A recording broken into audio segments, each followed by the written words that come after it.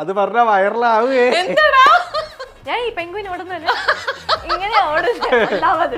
ഞാനാണെങ്കിൽ മറ്റേ എക്സ്ട്രാ അഭിനയല്ലേ, അപ്പൊ ഞാനിങ്ങനെ ഓടുന്നു, ബാക്കിൽ ഗുണ്ടകളൊക്കെ ഉണ്ടോ ഓടുന്നു, ബാക്കിൽ ഗുണ്ട ഉണ്ടോ നോക്കിയിട്ട് തിരിച്ചു വന്നപ്പോഴത്തേക്കും മരം വന്ന് ചാടിയതാണ്.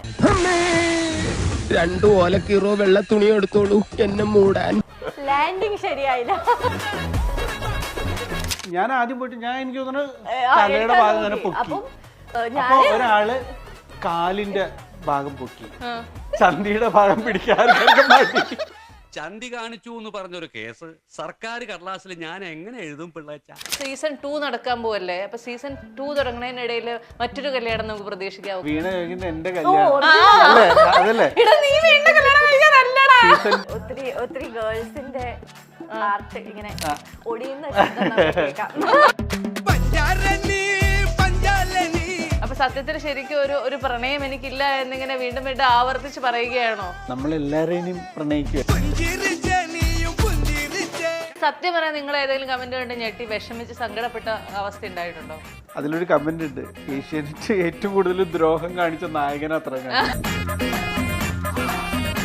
ബ്ലാസ്റ്റ് കാണാൻ വേണ്ടിയിട്ട് ഇവിടെ ഹൈലൈറ്റ്, തൃശ്ശൂർ ഹൈലൈറ്റ് മാളിൽ പോയപ്പോ അവിടെ നിന്ന് ഇറങ്ങിയപ്പോ ഒരു അമ്മൂമ്മന്റെ കൈ അങ്ങ് പിടിച്ചിട്ട് പറയണേ, ജയിലിൽ പോയപ്പോ ക്ഷീണിച്ചു. എന്റെ ക്യാരക്ടറിനെ ഇടയ്ക്കിടയ്ക്ക് ആരെങ്കിലേക്ക് അടിക്കണം. ഒരു തവണ ഒരു ഗുണ്ടയെ അടിക്കണം. പുള്ളിയെ കണ്ടുകഴിഞ്ഞാൽ പേടിയാവും. 6 ഹൈറ്റില് മുടിയൊക്കെ വളർത്തി പൊക്കും. എന്നിട്ട് ഞാൻ ഡയലോഗൊക്കെ പറഞ്ഞ് മറ്റേ ബിൽഡപ്പായി വന്നിട്ട് ഒറ്റ അടി. എന്നിട്ട് പുള്ളി റിയാക്ഷൻ അതെ, പുള്ളി 2 സെക്കൻഡ് പൊന്നീച്ച പാറി പുള്ളിയുടെ. പുള്ളി വിചാരിച്ചില്ല. ചെവിയും കണ്ടൂടാ കണ്ണും കണ്ടൂടാ. ശിവനെ ഇത് യാത് ജില്ല കടലിൽ കിടന്ന് ഉരുളണ കണ്ടായിരുന്നു. ഒന്നാമത് ഞാൻ ഇങ്ങനെ കിടക്കാം, പുള്ളി എന്റെ ഇങ്ങനെ മറിയുന്ന സമയത്തൊക്കെ അറിയാൻ പറ്റും വേവ്സ് പറഞ്ഞാൽ. ഒരു തവണ നോക്കിയപ്പോ ഒരു വലിയ തെര, ഇദ്ദേഹം നല്ല നൈസായിട്ട് ശ്വാസമൊക്കെ പിടിച്ചിട്ട് റൊമാൻറ്റിക് ആയിട്ട് എന്നെ നോക്കുന്നു. എന്റെ മൂക്കി പുള്ളിക്കാരി ഒരു അതും ഉപ്പുവെള്ളമല്ലേ, മണല് നോക്കിയപ്പം മൂക്കിന്റെ ഉള്ളിൽ കൂടെ ഈ മണല് പോയിട്ടേ ഗർഭം ഒരു സംഭവം തന്നെ. ഡൽഹിയിൽ എങ്ങനെയായിരുന്നു, ഒരു വയറിളക്കുക മറ്റേ വയറ് കഴിച്ച, ഒരു വയറിളക്കുക മറ്റേ വയറ് കഴിച്ച, അങ്ങനെയൊക്കെ ആയ അവസാനം ഈ 3 മാസം 6 മാസമൊക്കെ നമുക്ക് അഡ്ജസ്റ്റ് ചെയ്യാം. 9 മാസം ഈ ഇടുമ്പോഴേ നാച്ചുറലി ഒരു നടത്തം വരും ഇങ്ങനത്തെ. Hello everyone, welcome to the show. Malayalam serial രംഗത്തെ പ്രേക്ഷകർ ഏറ്റവും കൂടുതൽ കാണാൻ ആഗ്രഹിച്ച ഒരു പെയറിനെയാണ് നമ്മളിന്ന് കൊണ്ടുവന്നിട്ടുള്ളത്. നിങ്ങൾക്ക് ഏറ്റവും പ്രിയപ്പെട്ട പവിത്രം സീരിയലിലെ വിക്രമം വേദയും നമ്മുടെ കൂടെ ഉണ്ട്. Srikanth and Surabhi, welcome to the show. സത്യം പറഞ്ഞു കഴിഞ്ഞാല് ഈ വിക്രം വേദ എന്നൊക്കെ പറഞ്ഞ ഞാൻ ആദ്യം വായിച്ചത് വേതാളം എന്നായിരുന്നു. അപ്പോഴേ ഞാൻ അറിയുന്ന സുരഭി വേതാളം എന്നൊക്കെയുള്ള പേരിൽ അറിയപ്പെടുന്നതെന്ന്. സത്യമാണോ? അതെ, ഞാൻ ഈ ഇടയ്ക്ക് എവിടെയോ പോയപ്പോ ഒരു കുട്ടി ഓടിപ്പോയിട്ട് അമ്മേന്റെ അടുത്ത് പറയാ, അമ്മ വേദ അല്ല വേതാളം. എനിക്ക് മൾട്ടിപ്പിൾ പേരുണ്ട് ഇദ്ദേഹത്തിന്. അതായത് ഞാൻ സീരിയലിൽ വിളിക്കുന്നതാണ് വേതാളം. വേതാളം എപ്പോഴും അത് അങ്ങനെയാണ് ഞാൻ വായിച്ചത്. വേദം തന്നെ എഴുതിയിരുന്നത്, പക്ഷെ എന്റെ വായന വേതാളം എന്നായി പോയി. അപ്പൊ ഞാൻ വിചാരിച്ചു അത് എന്തെന്ന് പറഞ്ഞാല് ഞാൻ പുള്ളിന്റെ പുറകെ കൂടി വേതാളമാക്കി. ഞാൻ കുറച്ചു ദിവസം മുമ്പ് മഴതോരും മുമ്പില് ഇന്റർവ്യൂ എടുത്തിരുന്നു എല്ലാ ആർട്ടിസ്റ്റുകളുടെയും. അപ്പൊ അതിനകത്ത് നികിതേനെ കണ്ടപ്പോഴത്തേക്ക് നികിതയുടെ ഹീറോ പറയാണ്, ഞങ്ങള് എന്റെ വീട്ടിൽ അച്ഛനും അമ്മയും വരെ ജനിച്ചപ്പോ തൊട്ട് കാണുന്ന ഫിഗർ ആണെന്ന്. ഇതേപോലെ ശ്രീകാന്തിന് തോന്നിയിരുന്നോ സുരഭിനെ കണ്ടപ്പോ? ഞാൻ കുഞ്ഞിനെ തൊട്ട് ടിവിയിലും സിനിമയിലും ഒക്കെ കാണുന്ന ആളാണല്ലോ എന്ന് തോന്നിയായിരുന്നു. അങ്ങനെ തോന്നി എന്ന് പറയണ. ആക്ച്വലി ഞങ്ങളൊരേ ഏജാണ് രണ്ടുപേരും. പിന്നെ സുരഭീനെ ഓൾറെഡി സിനിമയിൽ കണ്ടിട്ടുണ്ട്, പക്ഷെ അന്നും എനിക്ക് നല്ല പ്രായമുണ്ട്. ഓ അത് ശരി. സാധാരണ എല്ലാരും നമ്മുടെ പ്രായം കുറച്ച് പറയാൻ ശ്രമിക്കും. ഇവിടെ ഞാൻ കണ്ടിട്ടുണ്ട് അന്നും എനിക്ക് നല്ല പ്രായമുണ്ട്. ഞാനങ്ങനെ കുറച്ച് പറയുന്നില്ല പ്രായം. പക്ഷെ ഞങ്ങൾ ഒരേ പ്രായം എന്ന് പറയുകയും ചെയ്തു. നല്ല പ്രായം ഉണ്ടെന്നാണ് ഉദ്ദേശിച്ചത്. കല്യാണം കഴിഞ്ഞല്ലോ, ഇനിയിപ്പോ പുള്ളിക്കാരിക്ക് അതൊന്നും നോക്കണ്ട. പുള്ളിക്കാരി എന്റെ അടുത്ത് എപ്പോഴും പറയാറുണ്ടേ, ശ്രീകാന്തിന്റെ കല്യാണം കഴിഞ്ഞില്ല, അതുകൊണ്ട് കുറച്ച് കൂടുതൽ ഗിഫ്റ്റുകൾ കിട്ടും. പക്ഷെ അങ്ങനെയല്ല, നിങ്ങൾക്കൊരു സത്യം അറിയാവോ, ഞാൻ വന്ന് കയറിയപ്പോ തന്നെ ശ്രീകാന്തിനോട് ചോദിച്ചു വൈഫ് എന്താ ചെയ്യുന്നത്, ഒരു നിമിഷം ഇങ്ങനെ എന്റെ വൈഫോ സത്യമായിട്ട് ഇങ്ങനെ ആൾക്കാർ ചോദിക്കാറില്ല. അത് എന്താന്ന് വെച്ചാൽ എനിക്ക് തോന്നുന്നു റൊമാൻസിന്റെ ഒരു ന്യൂസ് ഒന്നും പുറത്ത് വരുന്നില്ലല്ലോ. കറക്റ്റ്. അതായത് സിംഗിൾ ജെന്റ്സിന് റൊമാൻസിന്റെ ന്യൂസ് പുള്ളി ഇങ്ങനെ ഭയങ്കര ഡീസന്റ് ആയിട്ട് സിംഗിൾ പസങ്കയാണോ അതോ ഓൾറെഡി മിംഗിൾഡ് പസങ്കയാണോ? ഞാൻ കമ്മിറ്റഡ് ആയി കഴിഞ്ഞാൽ അത് ഞാൻ സോഷ്യൽ മീഡിയയിൽ അങ്ങ് അറിയിക്കും എല്ലാവരും. അപ്പൊ ഇപ്പൊ പ്രത്യേകിച്ച് ഒന്നും പറയുന്നില്ല അല്ലേ. ഒത്തിരി ഗേൾസിന്റെ ഹാർട്ട് ഇങ്ങനെ ഒടിയുന്ന ശബ്ദം നമുക്ക് കേൾക്കാം. അതങ്ങനെ ന്യൂസ് വരും. ഇപ്പൊ എന്തായാലും നമ്മുടെ കരിയറും സീരിയലൊക്കെ ആയിട്ട് ഇങ്ങനെ പോട്ടെ. ആണ്. അപ്പൊ സത്യത്തിൽ ശരിക്കും ഒരു പ്രണയം എനിക്കില്ല എന്നിങ്ങനെ വീണ്ടും വീണ്ടും ആവർത്തിച്ച് പറയുകയാണോ? കൊറേ നമ്മളെല്ലാരെയും പ്രണയിക്കുമല്ലേ അല്ലേ. ഞാൻ എവിടെ കേട്ട് ഗേൾഫ്രണ്ടിന്റെ മനസ്സ് തകരൂ? ഇല്ല, അങ്ങനെ തകരാൻ മാത്രമൊന്നും ആരും ഇല്ല. ശ്രീകാന്ത് ഈ ഫൈറ്റ് ഒക്കെ എവിടെ ചെയ്യാൻ എങ്ങനെ പഠിച്ചു? പഠിച്ചൊന്നുമില്ല, നമ്മളങ്ങ് ചെയ്തു. എന്തെങ്കിലും ശരിക്കും അടി കിട്ടിയായിരുന്നോ എപ്പോഴെങ്കിലും? ഇഷ്ടംപോലെ സുരഭിയുടെ അടുത്ത് കിട്ടിയിട്ടാണ് തുടങ്ങിയത്. ശരിക്കും കൊടുത്ത ശരിക്കും കൊടുത്തു. അതായത് ശരിക്കും, അതായത് സുനിലേട്ടൻ പറഞ്ഞു, എടാ അത് എന്തായാലും അറിയും, കൈ കൊള്ളൂ എന്നൊക്കെ ഉള്ളത് അറിയും, അപ്പൊ ശരിക്കും അടിച്ചാൽ നന്നായിരുന്നു എന്ന് പറഞ്ഞു. സുനിലേട്ടൻ എപ്പോഴും അങ്ങനെയാണ്. സുനിലേട്ടൻ ഒറിജിനൽ സാധനം കിട്ടുന്നില്ല. പുള്ളി സിനിമയെന്ന് വന്നോണ്ടായിരിക്കും ചിലപ്പോ മരണത്തിൽ നിന്ന് ജസ്റ്റ് രക്ഷപ്പെട്ട് മരിച്ച് രക്ഷപ്പെട്ടാൽ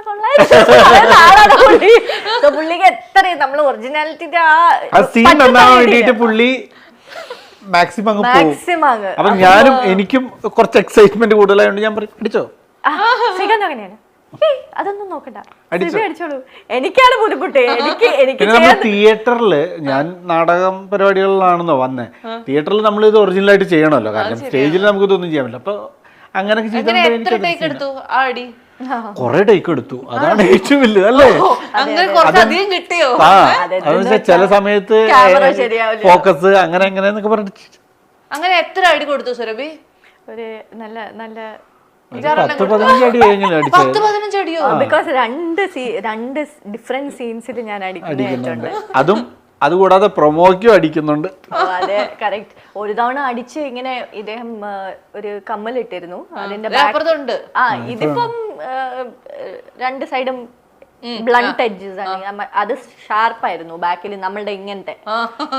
ഞാന് അടിക്കാൻ വേണ്ടി ഞാൻ ചെയ്ത ചെകിടാണ്, പക്ഷെ ഇവിടെയാണ് അടിച്ചത്. ഇവിടെ ഇവിടെ കൊണ്ട് രക്തം വന്നു. പിന്നെ എനിക്കാണെങ്കിൽ ആക്ഷൻ. അപ്പൊ ഫുള്ള് സെറ്റ് സൗണ്ട് കേൾക്കാം. ശബ്ദം നമുക്ക് ഫേക്ക് ചെയ്യാൻ പറ്റില്ല. ശബ്ദം കേൾക്കുമ്പോ ആളുകൾക്ക് ഉള്ളിലെടുത്തുണ്ടാവില്ല, അപ്പൊ എല്ലാരും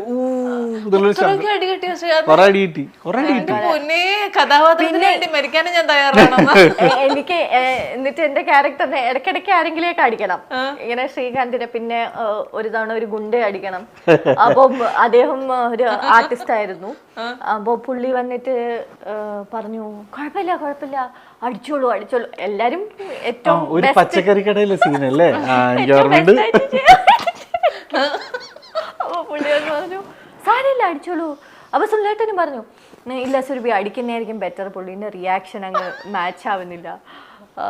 അപ്പൊ ഞാൻ പറഞ്ഞു, അടിക്കും, ഞാൻ വേദന എടുക്കും. ഇല്ല കുഴപ്പമൊന്നുമില്ല. പൊക്കും. എന്നിട്ട് ഞാൻ ഡയലോഗൊക്കെ പറഞ്ഞ് മറ്റേ ബിൽഡപ്പായി വന്നിട്ട് ഒറ്റ അടി. എന്നിട്ട് പുള്ളി റിയാക്ഷൻ അതെ, പുള്ളി 2 സെക്കൻഡ് പൊന്നീച്ച പാറി പുള്ളിയുടെ. പുള്ളി വിചാരിച്ചില്ല, ആള് ഇമ്മീഡിയറ്റ്ലി റിയാക്ഷൻ കൊടുക്കണ്ടേ. പുള്ളി എനിക്ക് ഷുവറായിട്ട് ആ ശബ്ദം വരൂലേ, ആ ശബ്ദം വന്നതാണ്. അതായത് പുള്ളി റിയാക്ട് ചെയ്യുന്നില്ല, കാരണം പുള്ളിയുടെ റിലേ പോയി ഒരു 10 സെക്കൻഡ്. പുള്ളി എന്താ ഷൂട്ട് നടക്കുന്ന അതൊക്കെ പോയി പുള്ളി. പിന്നെ അടിക്കേണ്ടി വന്നു, ബിക്കോസ് റിയാക്ഷൻ കൊടുത്തിരുന്നെങ്കിൽ പെർഫെക്റ്റ് ആയിരുന്നു. അപ്പൊ പുള്ളി പറഞ്ഞു, ഇനി ശരിക്കും അടിക്കണം എന്നില്ല. അടുത്ത തവണ ഞാനേ വിചാരിച്ചു വേണ്ട, നിങ്ങള്. ഞാൻ പറഞ്ഞു, ചേട്ടാ എന്തെങ്കിലും ഒരു റിയാക്ഷൻ ഇട്ട് കൊടുക്കുക, അല്ലെങ്കിൽ പിന്നെ എടുക്കേണ്ടി വരും. അപ്പൊ പിന്നെ അടുത്തത് പുള്ളി തന്നെ പറഞ്ഞു, വേണ്ട ഞാൻ റിയാക്ഷൻ ഇട്ടോളാം. അത് കഴിഞ്ഞിട്ടുള്ള അടുത്ത ടേക്ക് സെറ്റായി, അല്ലെങ്കിൽ ഈ ടേക്ക് പെർഫെക്റ്റ് ആയിരുന്നേനെ, ബിക്കോസ് നല്ല അടി കിട്ടി. പുള്ളി ഒന്ന് റിയാക്ഷൻ കൊടുത്തിട്ട് അടി കൊടുത്ത് നല്ല ശീലമായല്ലേ. ശീലമായി. ഇത് ഈ കമ്മലൊക്കെ ഇട്ടത് ചെവിയൊക്കെ അടിയൊക്കെ വരാം ഇവിടെ ഒക്കെ പൊട്ടി മൊത്തത്തിൽ സീനായി അത് നിർത്തിവെച്ചോ അതോ ഇല്ല ഇല്ല പിന്നെ ഇദ്ദേഹം അങ്ങനത്തെ ടൈപ്പേ അല്ല. പുള്ളിക്കാരൻ ഇത്ര ജീവൻ ബാക്കിയുണ്ട് പുള്ളി ഷൂട്ട് ചെയ്യും. പുള്ളിക്ക് ഒരു പ്രശ്നമില്ല. ഞാനാണ് അയ്യോ എന്റെ കാല് വിളിക്ക് ഇനി ഷൂട്ട് ചെയ്യാം. അല്ല അത് ഞാൻ തീരെ വയ്യാണ്ടായത് ഇപ്പൊ ക്ലൈമാക്സ് ഷൂട്ട് ചെയ്തോണ്ടിരിക്കുമ്പോ കട്ടപ്പന ആ സൈഡിലാണ് ഷൂട്ട്. വെയിൽ എന്ന് പറഞ്ഞാൽ അറിയാലോ, മാർച്ചിലാണ് ഷൂട്ട് നടക്കുന്നത്. ഭയങ്കര വെയിൽ. അതും ഒരു പാറയുടെ മുകളിലാണ് ഷൂട്ട്. ഫൈറ്റ് അത് ഉച്ചക്കൊക്കെ ഫൈറ്റ് ഇങ്ങനെ നടക്കുക. കാരണം നമുക്ക് ഷൂട്ട് ചെയ്യാതിരിക്കാൻ പറ്റില്ല. നമുക്ക് ഈ ലേറ്റ് പോയ സമയത്ത് മാത്രം ഷൂട്ട് ചെയ്യുന്ന സീരിയലിന് അത് പറ്റില്ല, ബഡ്ജറ്റ് നമുക്കില്ല. അവസാനം സുരഭിക്ക് ഉച്ചയ്ക്ക് ശേഷമുള്ളു. അപ്പോൾ പുള്ളിക്കാരി വന്നപ്പോൾ എനിക്ക് ഫുഡ് കഴിക്കാൻ പറ്റാണ്ട് BP ഒക്കെ ഡൗൺ ആയിട്ട് ഞാനിങ്ങനെ ഉരുണ്ടിട്ട് ഉരുണ്ട് വരുന്നോ അങ്ങനത്തെ കുറച്ച് സീനുകളൊക്കെ ആയിരുന്നു. ലാസ്റ്റ് എനിക്ക് വയ്യാണ്ടായിട്ട് പുള്ളിക്കാരിയാണ് എനിക്ക് മറ്റേ ഇത് ടാബ്ലറ്റ് ഒക്കെ മരുന്ന് കൊടുത്തു. പിന്നെ ആള് റെസ്റ്റ് ഒക്കെ എടുത്തിട്ട് ആ ഫുഡ് കഴിക്കാതിരുന്നേ. ബിക്കോസ് ഈ ഉരുണ്ടിട്ടേ തല ചുറ്റിയായിരുന്നു ആള് പറഞ്ഞിരിക്കുന്നല്ലേ. അതും വെയിലും അങ്ങനെ മൊത്തത്തിൽ. കാരണം ഞങ്ങൾ ശരിക്കും ഇടുക്കി ഷെഡ്യൂള് ഭയങ്കരമായിട്ട് ഇടുക്കി ഷെഡ്യൂൾ ആക്ച്വലി ക്ലൈമാക്സിൽ ഒരു ഷോട്ട് ഉണ്ട്. ഇദ്ദേഹത്തിന് എനിക്കൊന്ന് എന്റെ മാമൻ ഇങ്ങനെ തള്ളും. അപ്പം ഈ പാറേന്റെ എഡ്ജ് ഉരുണ്ട് പാറേന്റെ എഡ്ജിൽ പോയി ഇങ്ങനെ നിന്നിട്ട് തിരിച്ച് ക്ലൈംബ് ചെയ്ത് വരും. എന്നിട്ട് പുള്ളി വന്നിട്ട് പറയാ അടുത്ത ഷോട്ട് എന്താണെന്ന് അറിയോ? ഞാൻ എന്തോ അവിടെ പോയി ഉരുണ്ട് വീഴണം.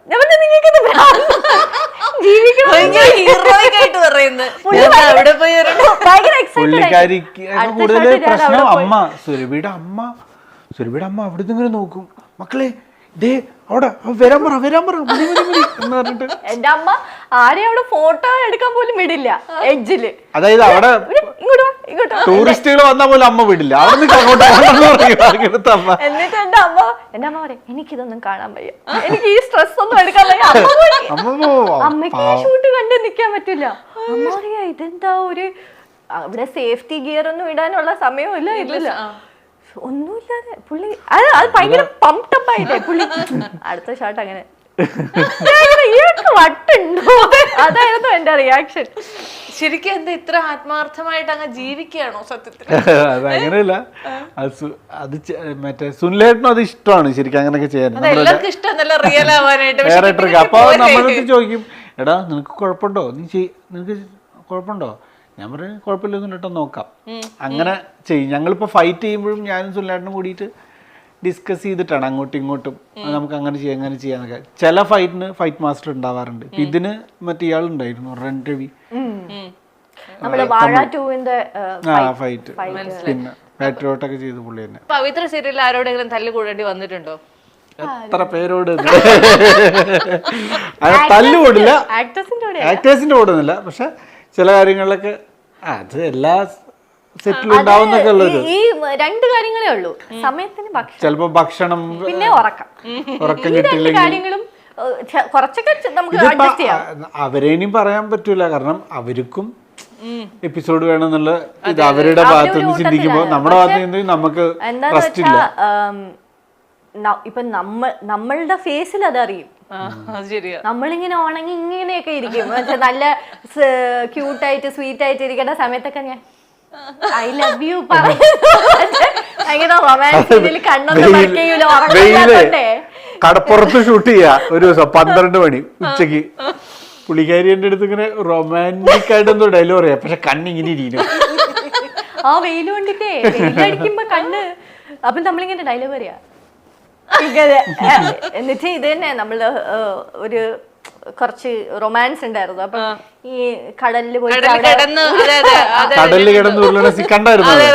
അതിന്റെ ഒരു ഇതുണ്ട്. അതായത് അതുകൊണ്ടായിരിക്കും എല്ലാ ലോങ് ഷോട്ടുകളും വെച്ചത്, ആരുടെ മുഖം കാണാണ്ടാവും. സുരഭി എൻ്റെ അടുത്ത് അപ്പൊ ഞാൻ ഇങ്ങനെ വാ നമുക്ക് നടക്കാം, അതുവഴി നടക്കാന്നൊക്കെ പറഞ്ഞു. അപ്പൊ സുനിലേട്ടനും സുരഭിയുടെ അടുത്ത് പറയൊരു പേടി, ഇനിയിപ്പോ സുരഭി എന്തായാലും പറയാന്ന് വിചാരിച്ചിട്ട്. അപ്പൊ എൻ്റെ അടുത്ത് പറയും ഒരു കാര്യം ചെയ്തോ, അതുവഴി ഇങ്ങനെ നടന്നോ, എന്നിട്ട് അവിടെ വന്നിട്ട് ഇവിടെ വന്നിട്ട് കിടക്കണം, അങ്ങനെയൊക്കെയാണ് എന്നൊക്കെ പറയാം. അപ്പൊ ഞാൻ ഓക്കെ സെറ്റ്. ഞാൻ സുരഭിയുടെ അടുത്ത് പറയും വാ, കൈ പിടിച്ച് ഞങ്ങൾ നടക്കുന്നു, ഞങ്ങൾ അവിടെ നിന്ന് ഇങ്ങനെ ഓടി വരുന്നു. അപ്പൊ ഇവിടുന്ന് ഷൂട്ട് ചെയ്തോണ്ടിരിക്കുന്നതൊക്കെ അല്ല അറിയുന്നുണ്ട്. അത് ഇല്ല പോയിന്റ് വന്നിട്ടേ പുള്ളിക്ക് നമ്മൾ നനയണം. അപ്പൊ ഞാൻ പറയും അപ്പൊ ഞാൻ സ്വാഭാവികമായിട്ട് പറയുമ്പോൾ ചേട്ടാ ഞാൻ ചേഞ്ച് ഒന്നും കൊണ്ടുവന്നില്ല, എനിക്ക് നനയാൻ പറ്റില്ല, ഞാൻ നനഞ്ഞിട്ട് എങ്ങനെ പോകും, AC കൊണ്ടാ ഇങ്ങനെ. അപ്പം പുള്ളിക്ക് ഇതൊക്കെ പറയാൻ പേടി. അപ്പൊ അദ്ദേഹം എൻ്റെ അടുത്ത് പകുതി ഷോട്ട് പറയും, നിങ്ങൾ ഇങ്ങനെ ഓടിയാൽ മതി. അപ്പൊ ഞാൻ കൈ പിടിച്ച് ഓടണ ഇതില്. അപ്പൊ ഇദ്ദേഹത്തിന്റെ അടുത്ത് പറയും ഒരു പോയിന്റില് അപ്പൊ കിടന്നിങ്ങനെ രണ്ടുപേരിങ്ങനെ ഉരുളാണോ അല്ല. അപ്പൊ എനിക്കിങ്ങനെ മനസ്സിലായി, അതായത് നമുക്ക് ഈ തിര ഇങ്ങനെ വരുമ്പോ ചിലപ്പോ ഒരെണ്ണം വലുത് വരും, അത് നമുക്ക് പ്രഡിക്റ്റ് ചെയ്യാൻ പറ്റില്ലല്ലോ. അപ്പൊ ഞാൻ എന്ത് ചെയ്തു, ഞാൻ ഓൾറെഡി ശ്വാസം പിടിച്ചു വെച്ചു. ഇനിയിപ്പോ അഥവാ ചിലപ്പോ നമ്മൾ ഇങ്ങനെ കിടക്കുമ്പോഴായിരിക്കും ഈ സാധനം വന്ന് അടിക്കുക. ഞാൻ പിടിച്ചു വെച്ചു. ഒന്നാമത് ഞാൻ ഇങ്ങനെ കിടക്കുക, പുള്ളി എന്റെ മേലെ. അപ്പം ഇദ്ദേഹത്തിന് അറിയാൻ പറ്റും, ഇങ്ങനെ മറിയുന്ന സമയത്തൊക്കെ അറിയാൻ പറ്റും കടല് വേവ്സ് പറഞ്ഞാൽ. എനിക്കൊന്നും അറിയാം, ഞാൻ ഈ പുള്ളിന്റെ വെള്ളം നോക്കി കിടക്കായിരുന്നു. അപ്പൊ ഒരു തവണ നോക്കിയപ്പോ ഒരു വലിയ തെര അങ്ങ് എന്നിട്ട് ഇദ്ദേഹം നല്ല നൈസായിട്ട് ശ്വാസമൊക്കെ പിടിച്ചിട്ട് ഭയങ്കര റൊമാൻറ്റിക് ആയിട്ട് എന്നെ നോക്കുന്നു. ഞാൻ എന്റെ മൂക്കി അതും ഉപ്പുവെള്ളല്ലേ, നീറ് മണല് നോക്കിയപ്പം മൂക്കിന്റെ ഉള്ളിൽ കൂടെ ഈ മണല് പോയിട്ടേ ഫുൾ മണല്. എന്നിട്ട് ശ്രീകാന്ത് അറിഞ്ഞില്ലേ, ഞാൻ ശ്വാസം പിടിച്ചു വെച്ചു. ഞാൻ നന്നായി നന്നായിട്ട് ചെയ്ത അമ്മ പറയാ അവന് ബുദ്ധിയുണ്ട്. എന്റെ വഴക്ക് പറയാ, അവന് ബുദ്ധിയുണ്ട്, സിറ്റുവേഷണൽ അവയർനെസ് ഉണ്ട്, അവനറിയാം നീ ഇങ്ങനെ വാഴമ്പോ. അവസാനം ഈ ഒരു കൊറേ നമ്മൾ ഈ ധാരവലയൊക്കെ ചെയ്തിട്ട് ആ മണലിളക്കി മൂക്കിന്നൊക്കെ. എന്നിട്ട് സുനിലേട്ടൻ ശരിയെന്നാ നമുക്ക് ഇവിടുന്ന് ഷിഫ്റ്റ് ഇതൊക്കെ ചെയ്തിട്ട് ഓക്കെ അല്ലേ. ഞാൻ പറഞ്ഞു കാണുമ്പോ അത്രയും റൊമാൻറ്റിക് ആയിട്ടുള്ള അത് വളരെ ക്ലോസ് ആയിട്ട് നോക്കി എന്റെ ഫേസ് ഇങ്ങനെ ഇരിക്കണ കാണാം. അതിന് മുമ്പേ അവര് കട്ട് ചെയ്തു. അത് കഴിഞ്ഞിട്ട് ഞാൻ അങ്ങനെയായിരുന്നു, അയ്യോ എന്റെ മൂക്കിൽ വെള്ളം കയറി പോയെന്ന് പറഞ്ഞു. പിന്നെ അല്ല, സുരഭിക്ക് അങ്ങനെ പലതരത്തിലുള്ള ഫേസുകൾ അഭിനയിക്കാൻ പറ്റുന്നുണ്ട്. കഴിഞ്ഞ് ഗർഭിണിയായി, അതെങ്ങനെ ഉണ്ടായിരുന്നു, വയറൊക്കെ വെച്ചിട്ടുള്ള. ആക്ച്വലി ഞങ്ങള് സീസൺ 1 കഴിഞ്ഞിട്ട് ഇപ്പഴാ നേരിട്ട് കാണുന്നത്. നിങ്ങളുടെ ആണോ? നമുക്ക് കോമ്പിനേഷൻ ഇല്ലല്ലോ. ഇല്ല, ഒരു ഷെഡ്യൂൾ കഴിഞ്ഞു നമ്മളുടെ ഷൂട്ടിന്റെ. ഗർഭിണിയായ ഭാര്യയെ കണ്ടിട്ടില്ല. ഓ അത് ശരി. എങ്ങനെയുണ്ടായിരുന്നു ഗർഭിണി? ഗർഭം ഒരു സംഭവം തന്നെ. അതെന്തായിരുന്നു കെട്ടിവെച്ചിരുന്നത്? അത് നമ്മള് സാധാരണ അവര് ഉണ്ടാക്കുമല്ലോ, ക്ലോത്തിന്റെ തന്നെയാ. അപ്പൊ അവർക്ക് ഓരോ സ്റ്റേജ് കാണിക്കണം, 3 മാസം 6 മാസം 9 മാസം. അപ്പം ഡൽഹിയിൽ എങ്ങനെയായിരുന്നു, ഒരു വയറിളക്കുക മറ്റേ ഒരു വയറിളക്കുക മറ്റേ വയറ് കയറ്റുക, അങ്ങനെയൊക്കെ ആയ അവസാനം ഈ 3 മാസം 6 മാസം ഒക്കെ നമുക്ക് അഡ്ജസ്റ്റ് ചെയ്യാം. 9 മാസം ഈ ഇടുമ്പോഴേ നാച്ചുറലി ഒരു നടത്തം വരും ഇങ്ങനത്തെ. അപ്പം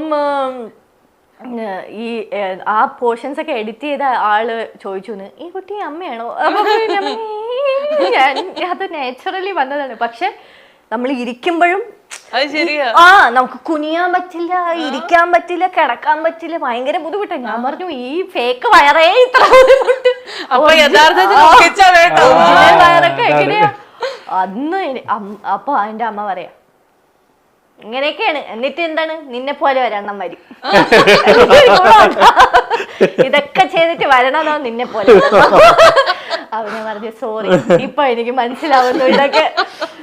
പക്ഷെ ഭയങ്കര ടഫായിരുന്നു അത്. പിന്നെ നമ്മൾ ആക്ച്വൽ ലേബർ റൂമില് ഡെലിവറി പോലെ അതൊക്കെ ഷൂട്ട് ചെയ്തു. അപ്പൊ പുള്ളി പറഞ്ഞു മറ്റേ പുഷൊക്കെ ചെയ്യോ, എന്തായാലും അറിയാലോ കുട്ടിയുണ്ടല്ലോ. അതെ കുട്ടിയുണ്ട്. നമ്മള് കുട്ടിയുടെ ഓഡിഷൻ വിളിച്ചിട്ട് പ്രഗ്നന്റ് ആവുന്ന 5 വയസ്സുള്ള കുട്ടീനെ കാണിക്കുന്നുണ്ട്, വേണമെന്ന് പറഞ്ഞ ഓഡിഷൻ വിളിച്ചേക്കുന്ന. പക്ഷെ അതൊക്കെ അത് നമ്മൾ ഫേക്ക് ആയിട്ട് ചെയ്താലും നമ്മളെ ഫേസിൽ അത് വന്നെങ്കിൽ അതായത് ആ സീൻ ഷൂട്ട് ചെയ്യുമ്പോ ട്രിവാൻഡ്രത്ത് ഞാനുണ്ട്. അപ്പം എനിക്ക് സീക്വൻസ് നടക്കുന്ന വേറൊരു ഏരിയയിൽ. അപ്പോൾ സുനിലേട്ടൻ പിറ്റേ ദിവസം രാവിലെ എന്നെ കണ്ടിട്ട് പറഞ്ഞു ഭയങ്കര രസമായി അത് ഷൂട്ട് ചെയ്തതെന്ന്. മീൻസ് സുരഭി നല്ല രസമായിട്ട് ചെയ്തു ശരിക്കും. അപ്പൊ ആ പോർഷൻ ഞാനിപ്പോ അത് കാണാൻ വേണ്ടി ഞാൻ ഒറിജിനലി ഒരു കുട്ടി ഉണ്ടായിരുന്നെങ്കിൽ വാക്യൂമിൽ ഇറക്കാൻ, ബിക്കോസ് അഭിനയിച്ച് ഞാൻ മറ്റേ പുഷ് ചെയ്ത് ഞാൻ പറഞ്ഞു ഇനി എനിക്ക് ഞാൻ ടയേർഡായി, എന്നെ കൊണ്ട് ഇനി ചെയ്യിപ്പിക്കില്ല. കാരണം അത്രയും നമ്മള് സ്ട്രെയിൻ എടുത്തല്ലേ ചെയ്ത്. അയ്യോ നല്ല രസമായി വന്നിട്ടുണ്ടെന്ന് പറഞ്ഞ സീൻ. പക്ഷെ അത് നന്നായിട്ട് വന്നിട്ടുണ്ട്. എഡിറ്റിംഗ് ടേബിളിൽ നിന്നും വന്നു പറഞ്ഞിരുന്നു. വെയിറ്റിംഗ് ആണ്. അല്ല ആക്ച്വലി സുരഭി മാരീഡ് ആണ്. സീരിയലിലേക്ക് അഭിനയിക്കാൻ വരുമ്പോഴേ, പവിത്രത്തിലേക്ക് വരുമ്പോഴേ മാരീഡ് ആണെന്ന് അറിയാമായിരുന്നു. അറിഞ്ഞൂടായിരുന്നു എനിക്ക്. മോനെ എന്തൊക്കെയായിരുന്നു ഞാനേ ശരിക്കും സുരഭിനെ ഞാൻ കാണുന്നത് ശരിക്കും ഞാൻ ഇതിന്റെ ഓഡീഷന് ചെല്ലുന്ന സമയത്ത് ഞാൻ പറഞ്ഞിട്ടുണ്ട് കുറെ ഇന്റർവ്യൂല്.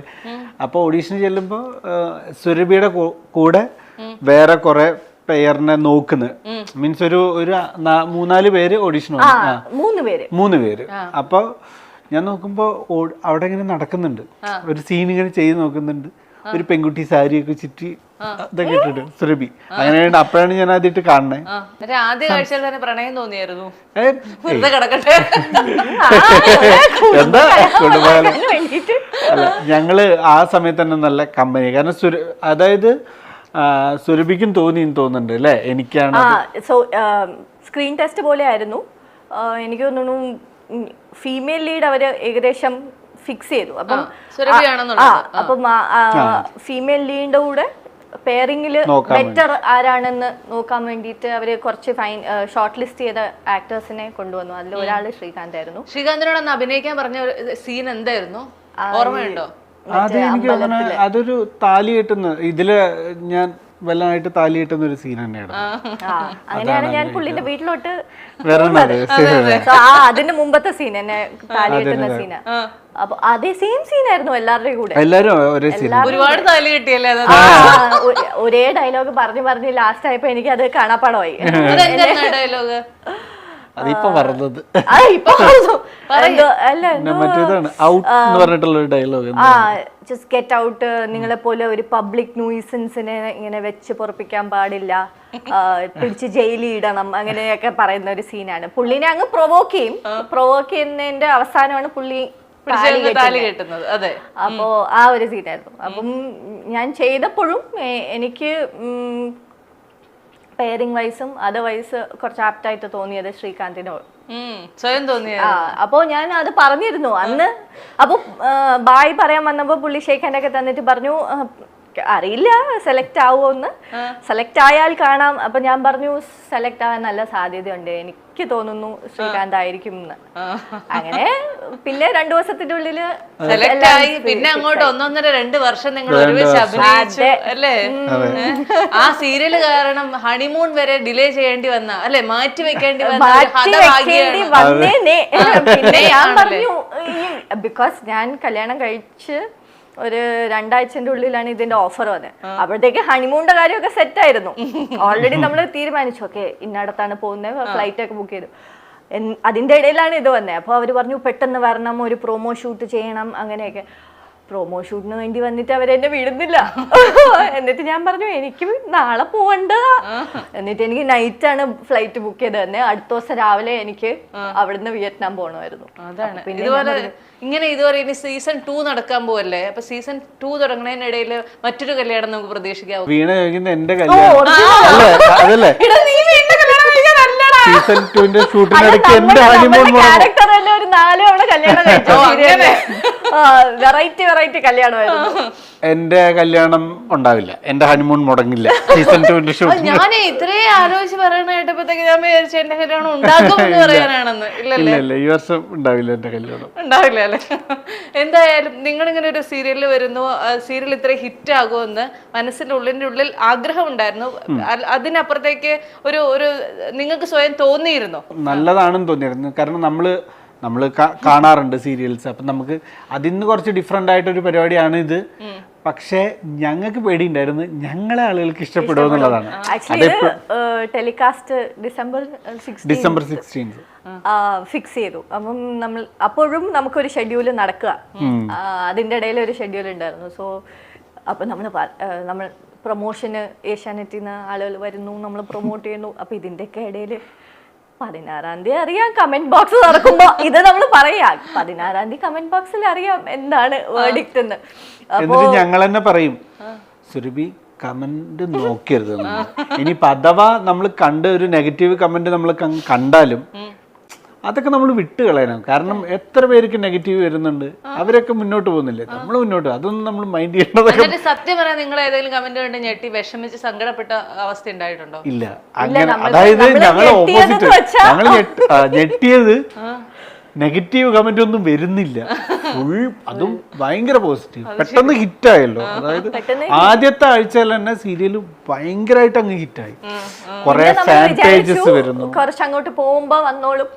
സാധാരണ സീരിയല് തുടങ്ങുമ്പോ ഒരു ഇതുണ്ട്, പിന്നെ അങ്ങോട്ട് പിന്നെ നോക്കിയപ്പോ 100 എപ്പിസോഡായി, 200 എപ്പിസോഡായി, 300 എപ്പിസോഡായി. ബട്ട് ജനറലി ഒരു പോസിറ്റീവ്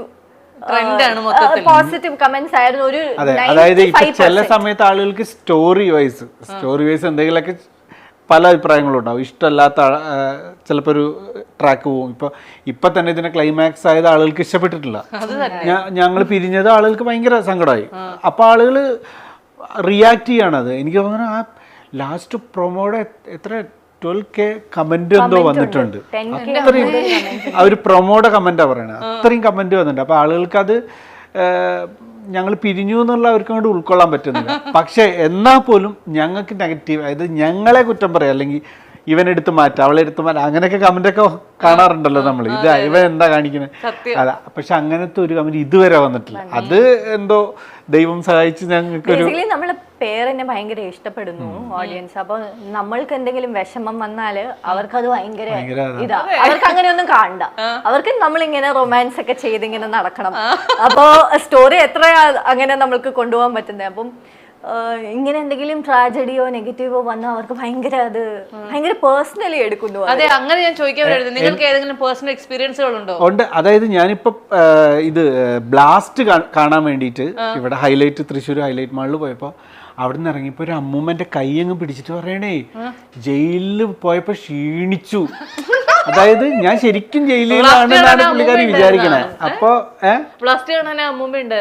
പിന്നല്ലാണ്ട് ഹൈലൈറ്റ് മാളില് പുറത്ത് ഞങ്ങള് നടക്കുന്ന സമയത്ത് കണ്ട് പറയാണ് അങ്ങ് ക്ഷീണിച്ചു ജയിലിൽ വിട്ട്. അപ്പൊ അങ്ങനെ നമ്മള് ഇപ്പൊ ഞാൻ ശരിക്കും ജയിലിലാണ്, ഞങ്ങൾ പിരിഞ്ഞിരിക്കുകയാണെന്നാണ് ആളുകൾ വിചാരിക്കുന്നത്. അപ്പൊ ആളുകൾ ഈ കമന്റ് ബോക്സിൽ ഇടുന്ന കമന്റ് എന്നൊക്കെ പറഞ്ഞു കഴിഞ്ഞാൽ എന്തിനാണ്, അതായത് അതിലൊരു കമന്റ് ഉണ്ട്, ഏഷ്യാനെറ്റ് ഏറ്റവും കൂടുതൽ ദ്രോഹം കാണിച്ച നായകനത്ര ഞാൻ 2 പ്രാവശ്യം ജയിലിലായി, 2 തവണ ജയിലിലായി, പലതവണ അറസ്റ്റായി. അപ്പൊ ഏറ്റവും കൂടുതൽ നീതികേട് കാണിച്ച നായകൻ എന്ന് പറഞ്ഞിട്ട് ആളുകൾക്ക് അവരത് പേഴ്സണലി എടുക്കുന്നുണ്ട്. അപ്പൊ അത് നമ്മളോടുള്ള ഇഷ്ടം കൊണ്ടാണ്, രണ്ടുപേരോടുള്ള ഇഷ്ടം കൊണ്ടാണ്. അപ്പൊ അത് ഭയങ്കര സന്തോഷമാണ്.